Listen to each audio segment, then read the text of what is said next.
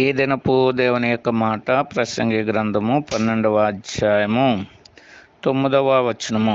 ప్రసంగి జ్ఞాని అయి ఉండెను. జ్ఞాని ప్రసంగి యొక్క జ్ఞానము ఈ లోక సంబంధమైనటువంటిది కాదు. లోక సంబంధమైనటువంటి జ్ఞానమైతే దేవుడు దాని గురించి చెప్పినటువంటి మాట వెర్రితనము అంటున్నాడు. ఈ లోక జ్ఞానము దేవుని ఎదుట వెర్రితనము అంటున్నాడు. అయితే ప్రసంగి జ్ఞాని అయి ఉండెను అంటే ఇది దేవుడు తనకు అనుగ్రహింపజేసినటువంటి జ్ఞానము.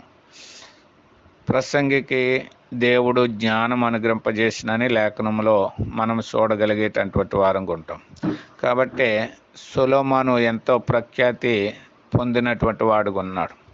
దేవుని యొక్క జ్ఞానము మనకు ఘనతను తెచ్చేదిగా ఉంటుంది, లోకంలో మనల్ని హెచ్చించేదిగా ఉంటుంది. కాబట్టి లోక జ్ఞానము కాకుండా మనల్ని ఘనపరిచి ఉన్నతులుగా చేసేటువంటి దేవుని యొక్క జ్ఞానాన్ని కలిగి ఆయన ఇచ్చే దీవెన పొందుదుముగాక.